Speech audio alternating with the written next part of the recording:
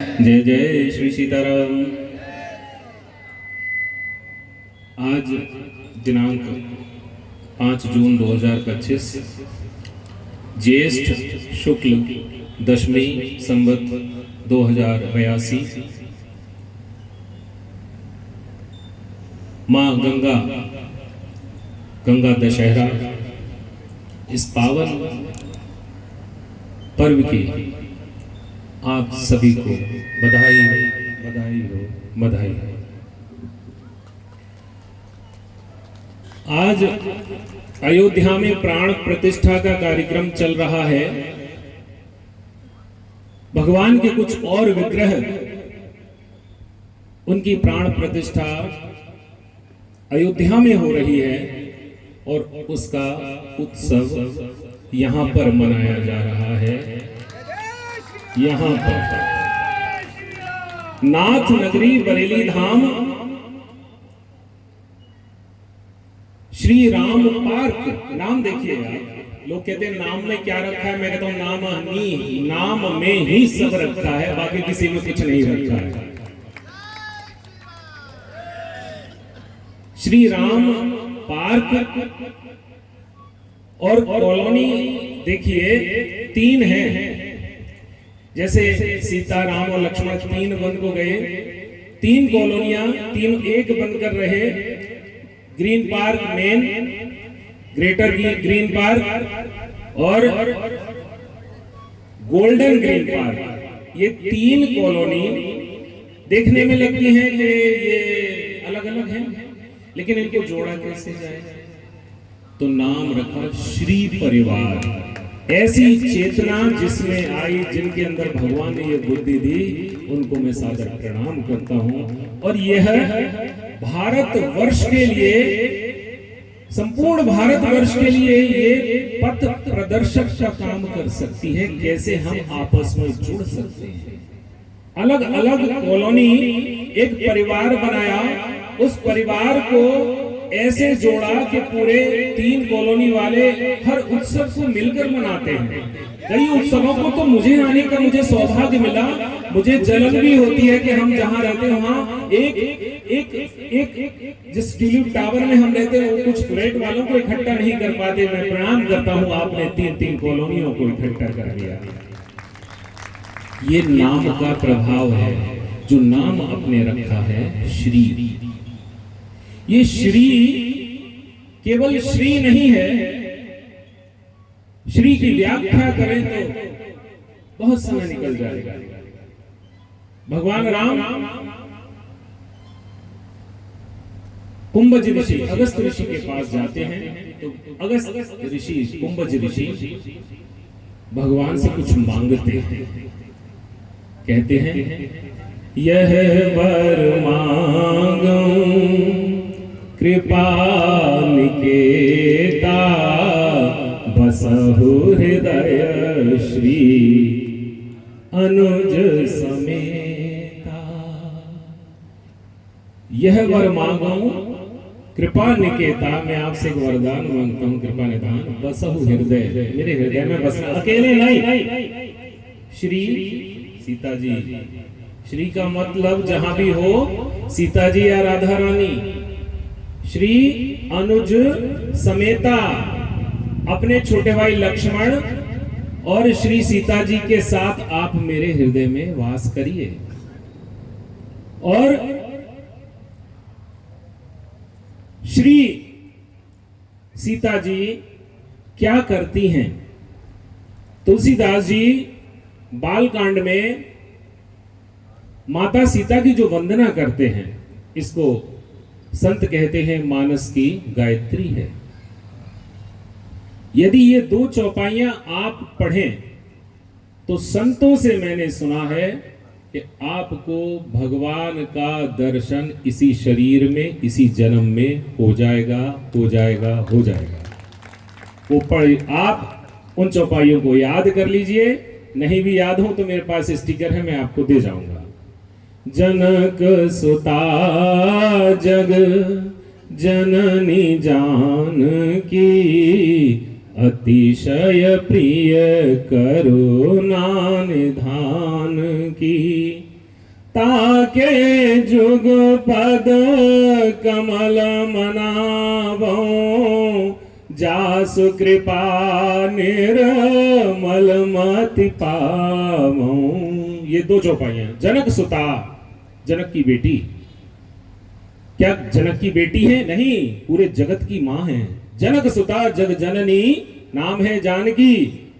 अतिशय प्रिय करुणा निधान की, जो अतिशय प्रिय है किसकी? राजा राम की।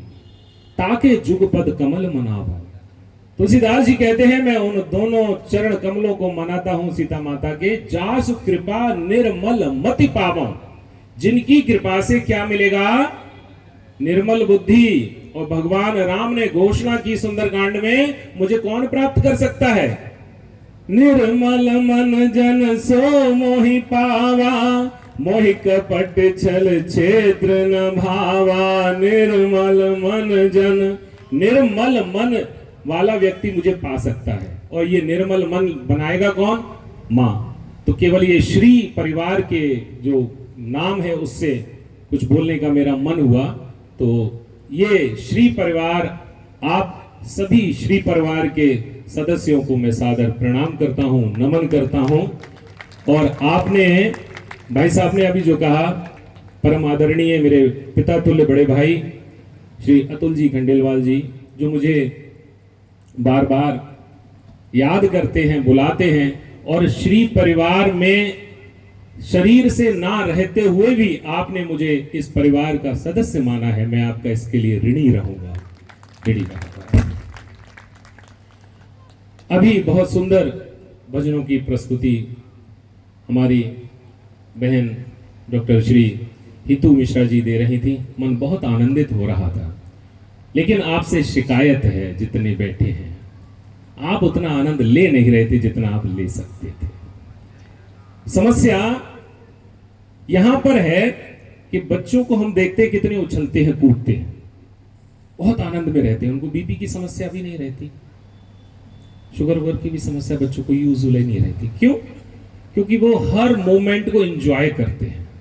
और हम बड़ा सोच समझ कर एंजॉय करते हैं। ज्यादा हिलेंगे, ज्यादा ताली बजाएंगे तो लोग समझेंगे क्या है। यदि आपको अपना भान है कि आप ये हैं, तो आप बीमार हैं। किसी भी वस्तु का, किसी भी पद का, किसी भी चीज का भान होना बीमारी है। एग्जाम्पल देता हूं, आप सभी के मुंह में लगभग 28-32 दांत होंगे। क्या आपको भान है कि आप दांत हैं? भान तब होगा जब दांत ये वाला दर्द कर रहा है, ये वाला जहां दर्द होता है उसका आभास होता है। सिर है, आपको भान है? नहीं है। कब भान होता है? खोपड़ी है, सिर है, जब उसमें दर्द होता है। पेट है, भान है? नहीं। कब भान होता है? जब पेट में दर्द होता है। डॉक्टर पागरानी बैठे हैं। हड्डियां इतनी सारी शरीर में, भान होता है तब होता है जब दर्द होता है। अर्थात जब जब हमें भान हो कि हम डॉक्टर हैं, हम इंजीनियर हैं, हम ये हैं, वो हैं, तो हम बीमार हैं। जब आवश्यकता पड़े तभी हम वो हैं जो होने चाहिए, वरना हम कुछ नहीं है। यही हनुमान जी का हनुमत तत्व है। यही हनुमत तत्व है।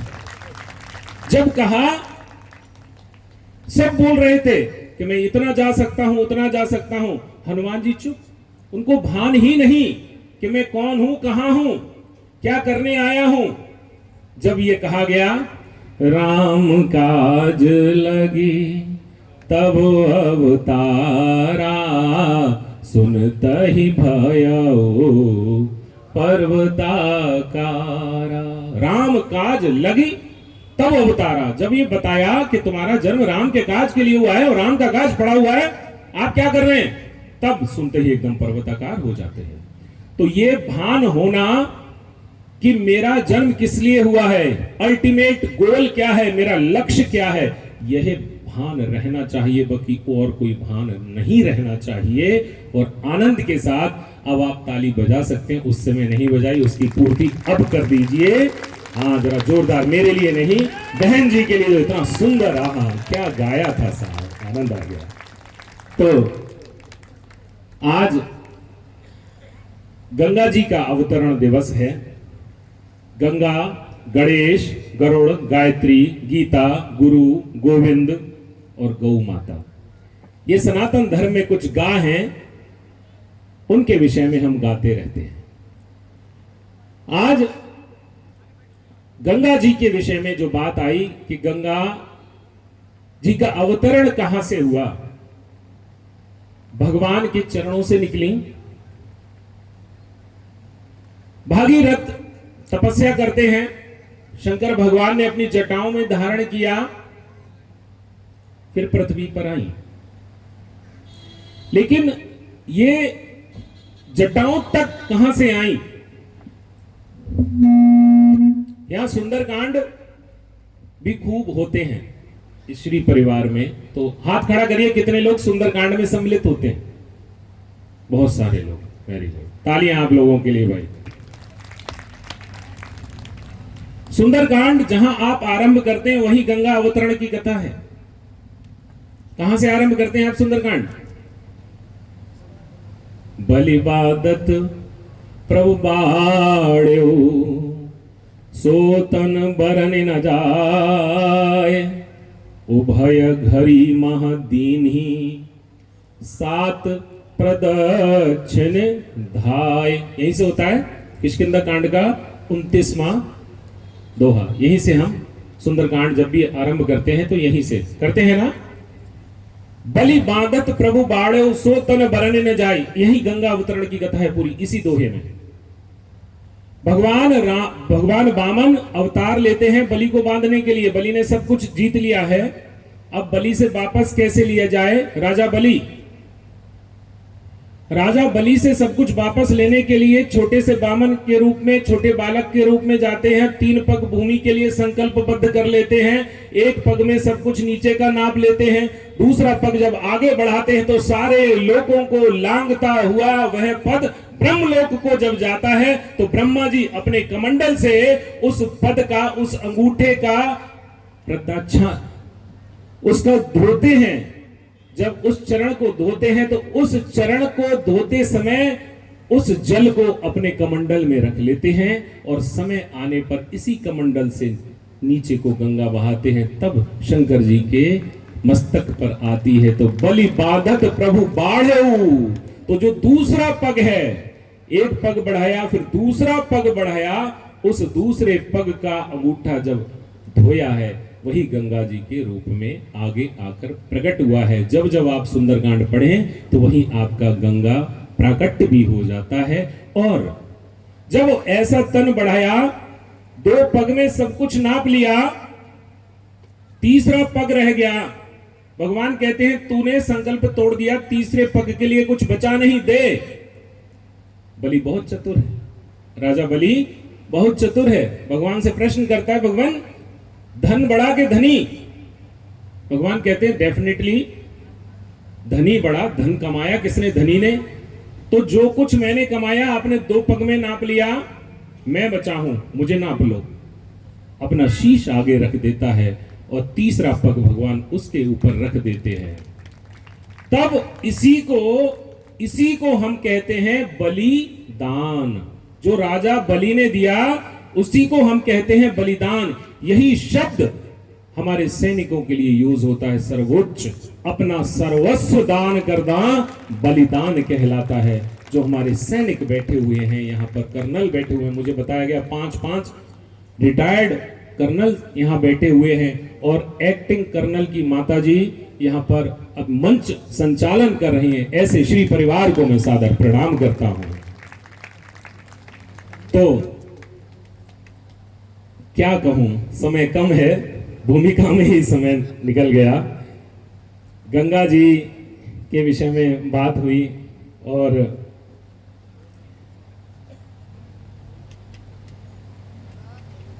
चरण पखारने की बात, भजन गाया बहन जी ने।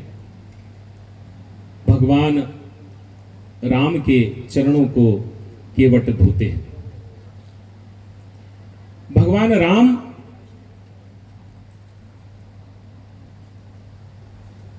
अपनी यात्रा आरंभ करते हैं एक ऐसे मित्र के अनुसार। यदि वो मित्र ना होते तो ये भगवान राम की यात्रा आरंभ ही ना हो पाती। रामचरितमानस में दो मित्र हैं, एक है विश्वामित्र, एक है सुमित्रा। विश्वामित्र वो मित्र हैं जिन्होंने एक राजा के बेटे को चार दीवारी से, महल से निकालकर बाहर लाने का प्रयास किया। भगवान राम जब जन्म लेते हैं तो तुलसीदास जी घोषणा करते हैं कि विप्रधेन सुर संत हित लीन मनुज अवतार। मनुष्य के रूप में अवतार लिया, लेकिन राजा के बेटे मर्यादावश वहीं पर रह गए। अब ये बाहर कैसे आए? एक ऋषि जो जंगल में तपस्या करता है, वो जंगल की तपस्या छोड़कर महल में आता है। महल में आकर ये भूल जाता है कि मैं ऋषि हूं, मुझे महल में भीख मांगने का अधिकार नहीं, मुझे नहीं मांगना चाहिए।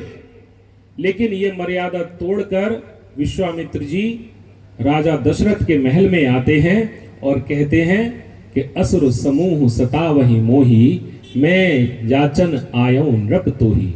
मुझे राक्षस के समूह सताते हैं, मैं आपसे भीख मांगने आया हूं।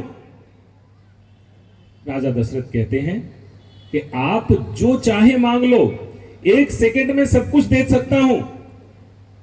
लेकिन वो कहते हैं मुझे सब कुछ नहीं चाहिए, आपका राज नहीं चाहिए, सेना नहीं चाहिए, मुझे तो केवल राम चाहिए। राम देने से मना कर देते हैं कि राम देत नहीं बनई गुसाई, मैं राम को नहीं दे सकता, सब कुछ दे सकता हूं। ये विश्वामित्र एक संदेश देते हैं। दशरथ राजा हैं, उनसे प्रश्न करते हैं कि तुमने राम सहित 4 भाइयों को प्राप्त कहां से किया? यज्ञ के माध्यम से। जब आपके पुत्र नहीं थे तो आप रोते हुए गुरु के पास गए थे। राजा दशरथ वशिष्ठ जी के पास जाते हैं और वशिष्ठ जी श्रृंगी ऋषि को बुलाते हैं और पुत्र कामेष्टि यज्ञ होता है और वो यज्ञ सफल होता है। रामचरितमानस में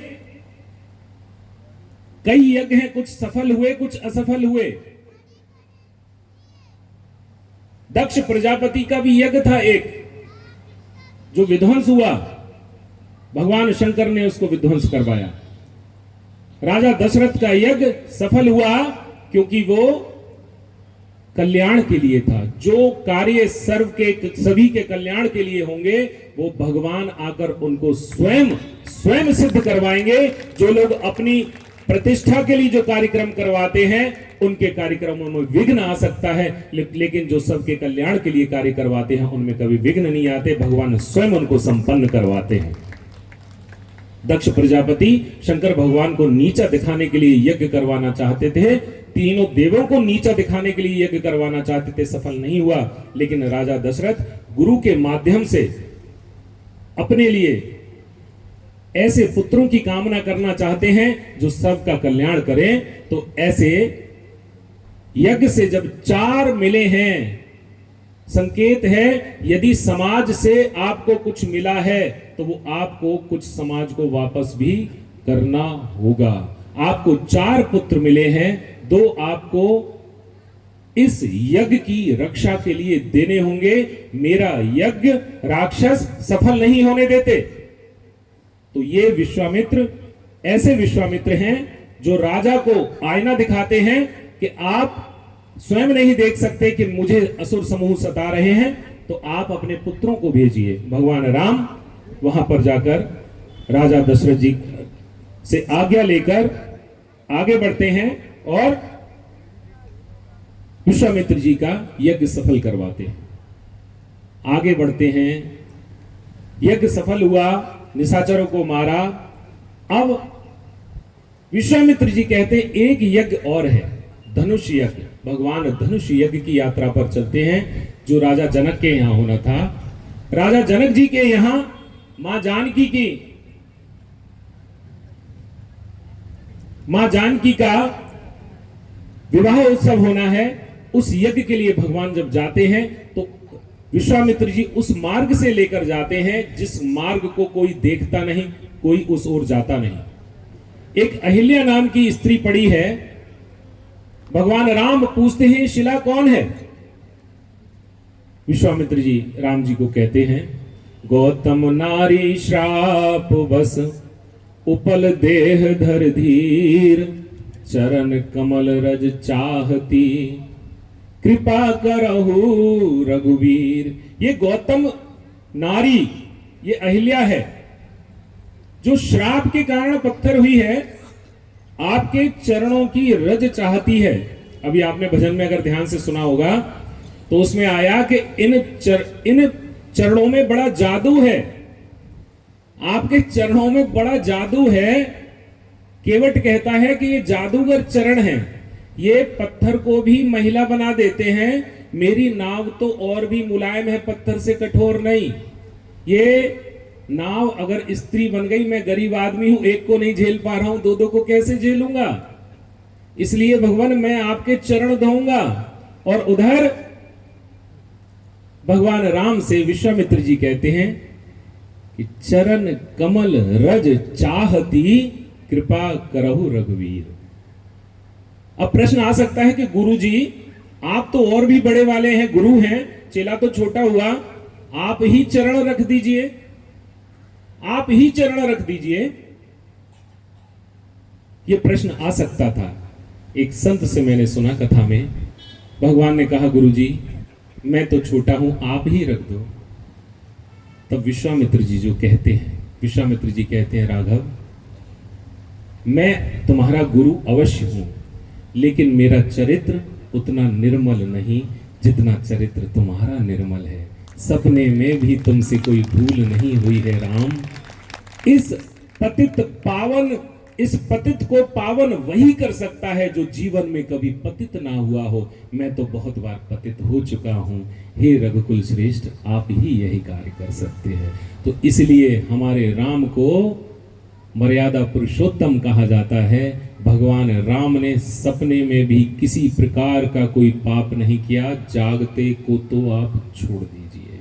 तो ऐसे राम जब चरण रखते हैं तो वो शिला एक नारी बन जाती है। यही जादू है हमारे श्री राम के चरणों में। जो इस जादू को समझ लेता है वो इन चरणों को छोड़कर कहीं और दूर जाता नहीं। सब कुछ इन चरणों से ही मिल जाना है, तो इधर उधर भागना क्या साहब। इसीलिए भगवान राम के विषय में, चरणों के विषय में हनुमान जी ने लंका में रावण से कहा कि तुम एक काम करो, भगवान के चरणों कमल को हृदय में धारण कर लो, तुम्हारा राज्य हमेशा हमेशा के लिए अचल हो जाएगा। राम चरण पंकज और धरहु, लंका अचल राज तुम करहु।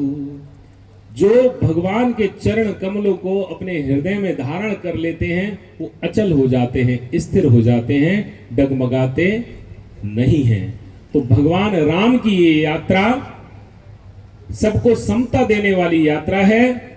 और अयोध्या में आनंद प्राण प्रतिष्ठा का उतना शायद लोग ना ले पा रहे हो जितना हमारा ये श्री परिवार ले रहा है। आप सभी को इस आयोजन को करवाने के लिए बहुत बहुत साधुवाद, बहुत बहुत धन्यवाद। और भगवान लक्ष्मण जी से सुमित्रा माता कहती हैं कि अयोध्या है कहां? अवध तहां जहां राम निवासु, अवध तहां जहां राम निवासु, तहां ही दिवस जहां भानु प्रकाशु। अयोध्या वही है जहां राम है। और राम कहां है? जहां राम जी का नाम लिया जाता है। तो जहां जहां कीर्तन होता सीताराम का, लगता है पहरा वहां वीर हनुमान का। जहां हनुमान जी हैं वहां राम है, जहां कीर्तन होता है। तो इसलिए हरे रामा रामा राम सीता राम राम राम, हरे रामा रामा राम सीता राम राम राम। और ऑपरेशन सिंदूर की थोड़ी सी बात कर लेते हैं। ये जब ऑपरेशन सिंदूर हुआ तो लेकिन इस नाम को आप देखिए, बात है नाम की, नाम में ही सब रखा है। सिंदूर, सिंदूर की महिमा अगर हम देखें तो हमारे सनातन समाज में कितनी ऊंची है। सिंदूर केवल सौभाग्यवती स्त्री की मांग का एक गहना नहीं है, ये हमारे सनातन समाज की जड़ है, जड़। कैसे? आप जब नवरात्र के व्रत रखते हैं तो आरती गाई जाती है, जय अम्बे गौरी मैया, तो उसमें एक लाइन ये आती है, मांग सिंदूर विराजत टीको मृग मद को मैया। तो मांग सिंदूर विराजत, तो यहां ये सिंदूर विराजता है मां पार्वती की मांग में, जिसको हम नवरात्र जो साल में 2-2 बार आते हैं उनकी मांग में है। और सिंदूर कहां चढ़ता है? कहां? हनुमान जी को। और किसी को? जय गणेश जय गणेश जय गणेश देवा, माथे सिंदूर सोहे मूसे की सवारी। आपके प्रथम पूज्य जहां से पूजा आरंभ होती है उनके मस्तक पर सिंदूर है, और सर्वत्र जहां जहां कीर्तन होता सीताराम का, लगता है पहरा वहां वीर हनुमान का। ऐसे हनुमान जी तो पूरे पूरे पूरे सिंदूर को अपने शरीर पर ही चढ़ाए रहते हैं, और मां पार्वती के विषय में भी है। तो ऐसे ऑपरेशन सिंदूर में जितने लोगों ने भी पार्टिसिपेट किया, मैं उन सभी सैनिकों के परिवार को आप सब लोगों की ओर से प्रणाम करता हूं। और हम धन्य हैं जो ऐसी कॉलोनी में है जहां इतने सारे सैनिक हैं, और करंट में भी इस समय भी वहां पर सेवाएं दे रहे हैं और उसका हिस्सा भी रहे हैं। तो नाम में ही सब कुछ रखा है। और दूसरी बात, यदि हमने, ध्यान रखिएगा, यदि हमने सब कुछ कमाकर किसी और को दे दिया या वो बर्बाद हो गया और बच्चों को नहीं मिला, तो बच्चे गाली देंगे कि नहीं? देंगे कि नहीं देंगे? कोई और ले जाए, बच्चे खड़े देखते रह जाए, सब कुछ लुट जाए। बोले ऐसा हम होने ही नहीं देते, हमारे सिस्टम है कि हमारे बाद बच्चों को ही मिलेगा, गारंटी है। ठीक, पैसा, फ्लैट, इस सब की तो गारंटी है, लेकिन संस्कारों की गारंटी कौन लेगा?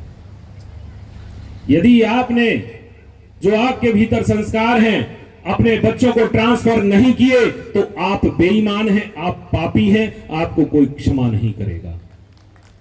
इस बात को इस मंच के माध्यम से हर स्थान पर पहुंचना चाहिए, और मैं इस बात के लिए प्रणाम करता हूं कि ऐसे आयोजन ही संस्कारों को ट्रांसफर कर सकते हैं। बातें बताने से संस्कार नहीं ट्रांसफर होते, करके दिखाने से संस्कार ट्रांसफर होते हैं, और कोई प्रवचन बच्चों में संस्कार नहीं डाल सकता। ऐसे आयोजन, सामूहिक आयोजन, अलग अलग पर्वों पर सामूहिक रूप से बैठना, वेशभूषा, अभी भाई साहब जो बात कर रहे थे स्व, कुछ लोग नहीं समझ पा रहे होंगे, जल्दी जल्दी में बहुत कुछ बात की। स्व, स्व, स्व का मतलब अपना, स्व का मतलब अपना, स्वतंत्र, अर्थात बोले हम स्वतंत्र हो गए। किसने कह दिया हिंदू स्वतंत्र हुआ है?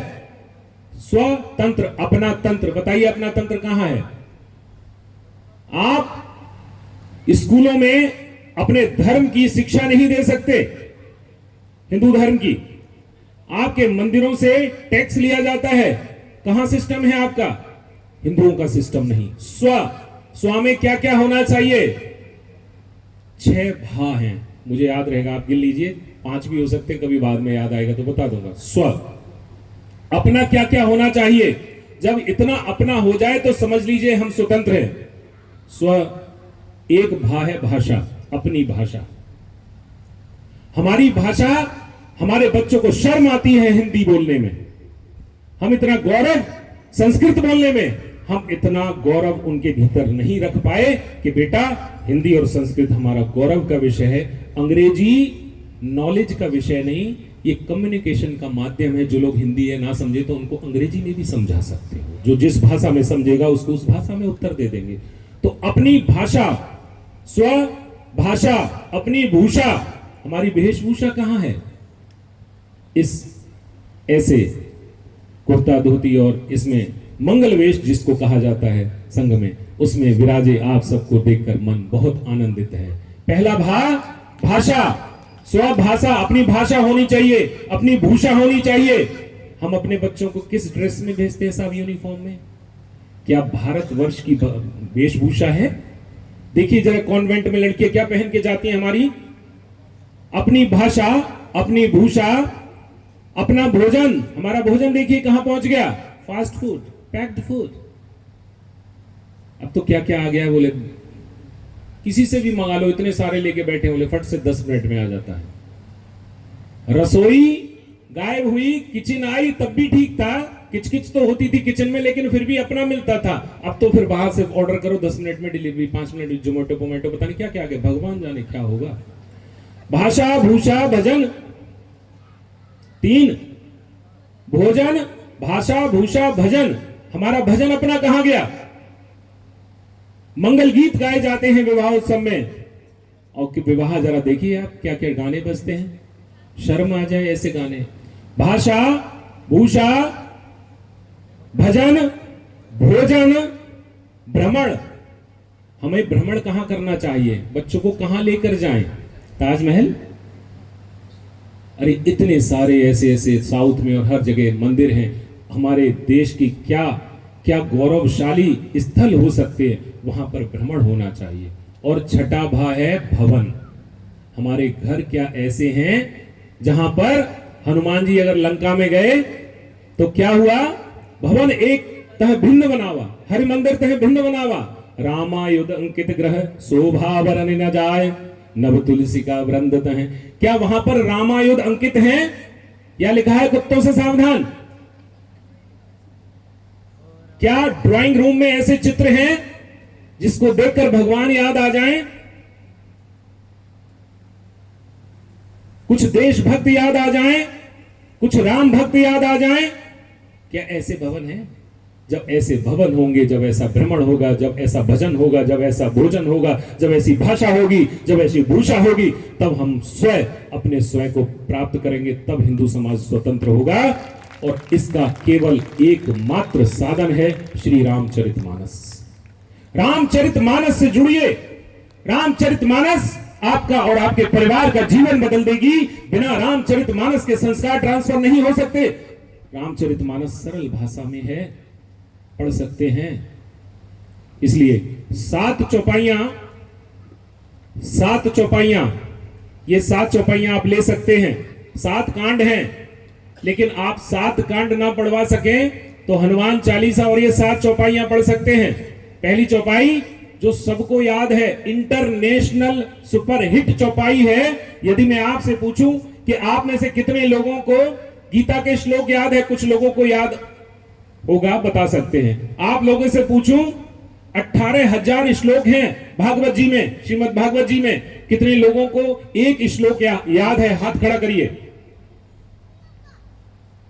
कुछ ही लोग निकलेंगे जिनको भागवत जी का एक आध श्लोक याद होगा। लेकिन अगर मैं पूछूं रामचरितमानस की चौपाई किसी को याद है तो सब गा सकते हैं। जो हिंदू नहीं है वो भी गा सकते हैं। कौन सी? गाइए। मंगल भवन,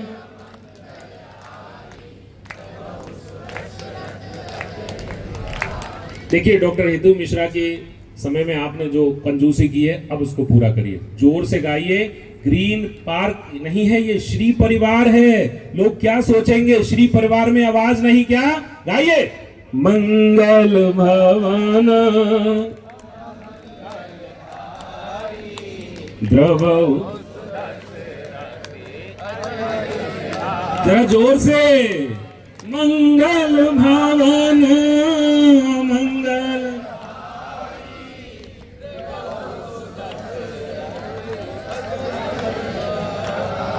एक चौपाई है, इसके विषय में थोड़ी चर्चा करूंगा। ये रामचरितमानस की चौपाई मंगल भवन अमंगलहारी द्रवसो दशरथ अजिर बिहारी सबको याद है। इसका अर्थ और ये किस प्रसंग पर कहां पर आई है, कितने लोग बता सकते हैं? मैं पूछूंगा नहीं, केवल हाथ खड़ा करिएगा। कितने लोगों को मालूम है? सच सच श्री परिवार है, गिनती की नहीं है आप लोग। कुछ हाथ उठ रहे होंगे। कहां की चौपाई है, कहां पर जी? बिल्कुल गलत, एकदम गलत। सुंदरकांड में दीन दयाल विरुद्ध संभारी हरवनाथ मम संकट भारी, सीता जी कहती हैं इसको हनुमान जी से कि वो तो दीन के दयाल हैं जी। हाँ, इधर से आवाज सही आई। बालकांड की चौपाई है, बालकांड की चौपाई है। ये सुपरहिट क्यों हुई, इसके पीछे रीजन है। हर चीज सुपरहिट नहीं हो जाती, कोई विशेष व्यक्ति ने बोला होगा तभी सुपरहिट हुई है। ऐसा वैसा कोई बोलकर चला जाए, बात सुपरहिट नहीं होती। बोले कहा किसने? अरे वो तो गप्पी है, छोड़ो। इसने अरे उन्होंने कहा तो बात सही होगी। ये किसने कही है, किससे कही है, कब कही है? बताएंगे आप लोग या मैं बताऊं? मैं बताता हूं आपको। आज गंगा जी का अवतरण है, तो एक गंगा और है जो हर घर में है, बाहर जाने की आवश्यकता नहीं पड़ेगी। गंगा स्नान कैसे करना चाहिए, थोड़ा सा इस पर भी सुन लीजिए ध्यान से। कितने लोग गंगा स्नान कर चुके हैं? सभी ने किया होगा, ये तो पूछना ही बेकार है। अब क्या ऐसे किया है ये सुनिएगा ध्यान से, जैसे मैं बता रहा हूं। जो संतों से सुना, मैं प्रसाद बांट रहा हूं, ज्ञानी नहीं हूं। ध्यान से सुन लीजिएगा। जब आप गंगा स्नान के लिए जाएं, आज तक अगर नहीं किया तो अब से करना स्टार्ट कर दीजिए। गंगा स्नान को जब जाएं तो आप शुद्ध होकर जाएं। ये सोच कर ना जाएं उठे मल मूत्र त्याग किया अब जाओ गंगा जी में डुबकी लगाने जा रहे हैं, नहीं। आप जहां ठहरे हैं या घर से निकल रहे हैं तो स्नान करके जाइए और शुद्ध वस्त्र पहनकर जाइए। गंगा जी के निकट पहुंचकर पहले गंगा जी को प्रणाम करिए। थोड़ा सा जल लीजिए गंगा जी का, अपने मस्तक पर लगाइए और कहिए मैया आपके भीतर प्रवेश करने के लिए मुझे अपने चरण रखने पड़ेंगे। मैं शीश नहीं रख पा रहा हूं तो आपके जल को पहले अपने शीश पर रखकर आपको प्रणाम करता हूं।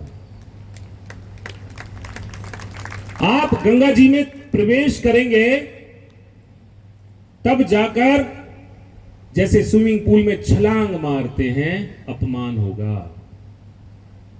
बहुत श्रद्धा से जाइए। चरणों से निकली गंगा प्यारी, भगवान के श्री चरणों से जो साक्षात ब्रह्म बह रहा है वो आप अपने शरीर पर धारण कीजिए। जैसे पेंट किया जाता है, डुबकी लगाइए, ऐसे रगड़ना नहीं, पूरा मैल वैल सब छुटा के वहीं पे सब बोले पाप आप सब हीन चिपके हुए ही धो दिए, नहीं।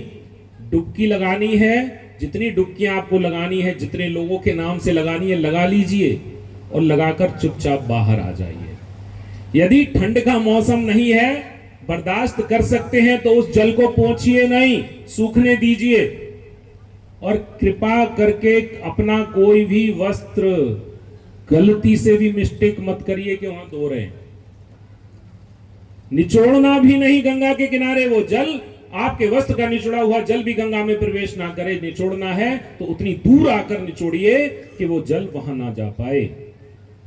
सूखने दीजिए उस जल को। ठंड में कुड़कुड़ी बन रही हो तो नहीं, पता लगा आपके चक्कर में हमें निमोनिया हो गया, हमारे पास आएंगे फिर डॉक्टर हैं हम तो सूखने दीजिए, फिर वस्त्र बदलिए और प्रणाम करके वापस आ जाइए। ये गंगा जी के स्नान का जो मैंने संतों से सुना आपको बताया।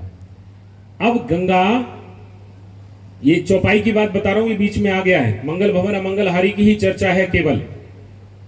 भगवान शंकर जी बैठे हैं, एक वक्ता अपने हाथों से आसन लगाया है, पार्वती मां को बिठाया है। एक वक्ता एक श्रोता, 1 to 1 कथा है, इतने लोग भी नहीं। मां पार्वती पिछले जन्म की याद करते हुए सती थी तब की, भगवान शंकर से पूछती हैं कि मुझे राम कथा सुनाओ आप।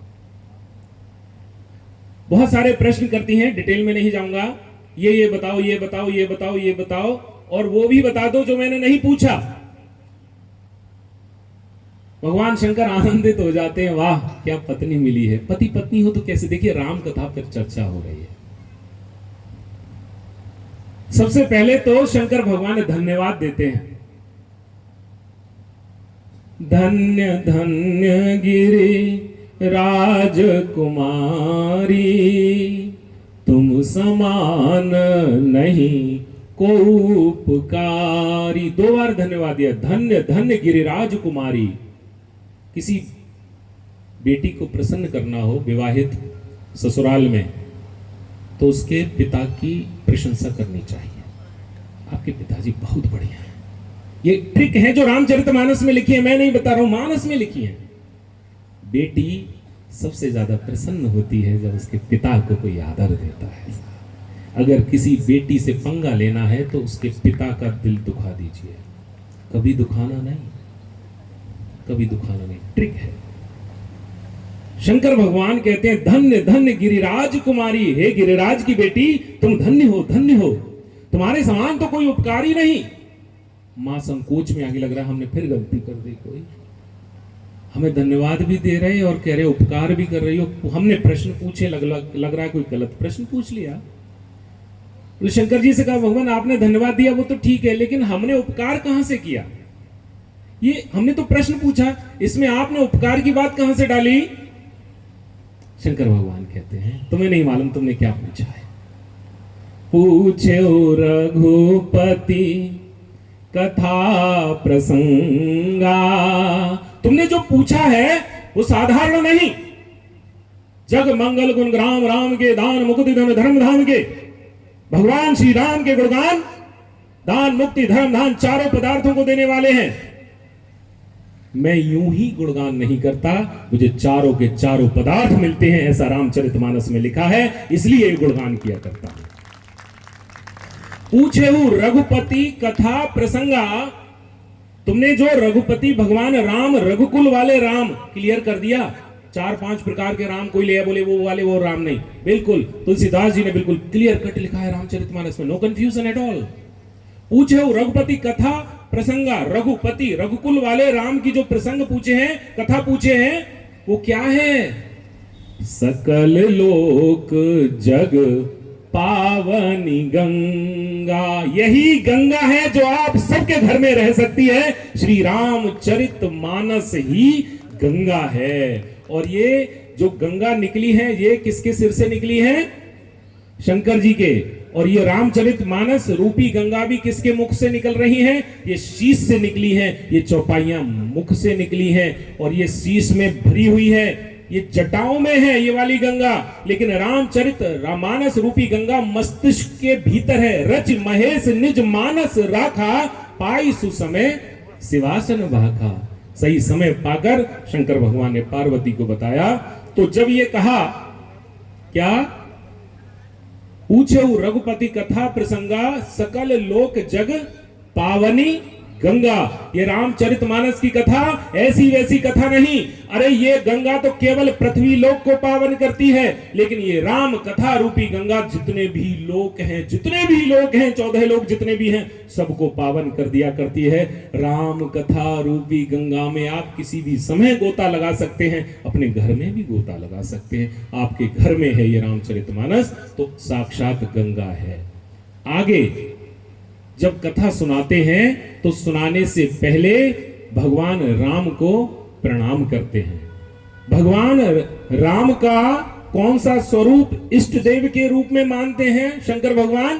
बाल रूप राम। बंदो बाल रूप सोए रामो, सब सिद्धि जपत नाम जे सुनामो। बंदों बाल रूप सोई रामो, वही वाले राम, रघुपति वाले राम। बंदों बाल रूप सोई रामो, सब सिद्धि सुलभ, सारी सिद्धियां सुलभ हो जाती हैं जिनका नाम जपने से। वो राम कैसे हैं? अब आई वो चौपाई का अर्थ, इतना भूमिका बनानी पड़ती तब कुछ समझ में आता है। अब आगे यही चौपाई है जो इंटरनेशनली हिट है। मंगल भवन, गाइए। मंगल भवन अमंगल हारी,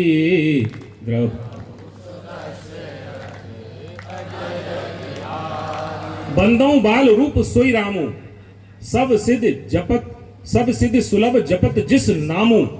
ये नाम के विषय में है। ये नाम राम का क्या है? मंगल भवन। किसके विषय में है? राम के नाम के विषय में।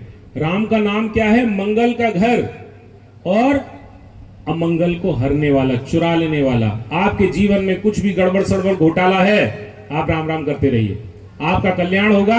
गड़बड़ सड़बड़ घोटाले एक ना एक दिन गायब हो जाएंगे, आपका मन ही नहीं करेगा इधर उधर जाने का। शाम को पार्टी में जाएं, उधर जाएं, आप श्री परिवार से जुड़ जाएंगे और आपके जीवन के सभी कष्ट निवारण हो जाएंगे।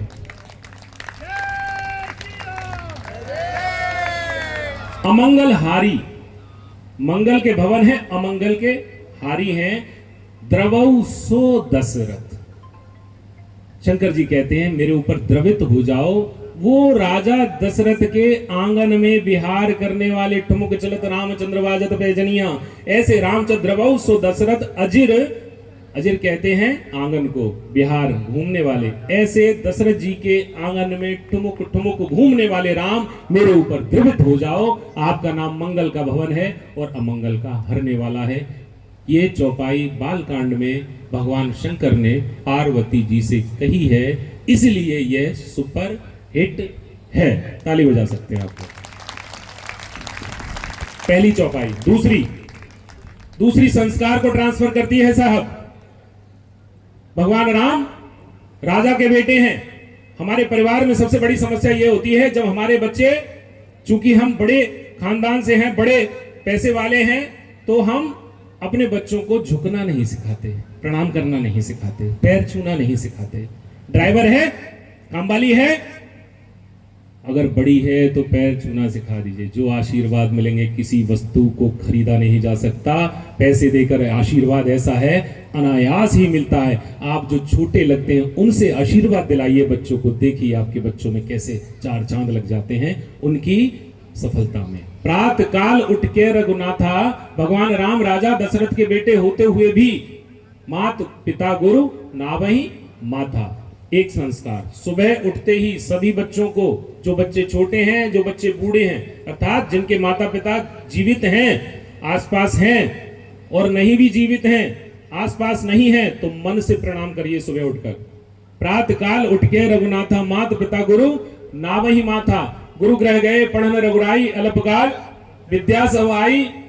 ये तीसरी चौपाई। जनक सुता जगजननी जान की, अति प्रिय करुणा निधान की। चौथी। पांचवी, ताके जुगपद कमल मनावो, जास कृपा निर्मल मति पावो। छठी, भगवान से मांगे क्या? जे विदनाथ होए तुम मोरा, करो सुवेग दास में तोरा। और चलें घर से तो क्या बोलकर चलें? जैसे हनुमान जी चले, जिम अमोघ रघुपत करिवाना, एही भांति चलेउ हनुमाना। तो हनुमान जी चले तो हम लोगों को भी चलना चाहिए। मुझे अभी भोजपुरा भी जाना है, 15-20 मिनट की बात थी, पता नहीं कितना समय निकल गया, पता ही नहीं चला। आप सभी ने मुझे बुलाया, आगे सोच समझकर बुलाना, क्योंकि समय ज्यादा ले लेता हूं और रिमाइंडर में पीछे से नहीं आया तो और मामला खिंचता चला गया। अभी जब डॉक्टर पागरानी उठे तो मैंने भी घड़ी देखी, अभी मुझे भोजपुरा जाना है, भोजपुरा कुछ पेशेंट वेट कर रहे होंगे।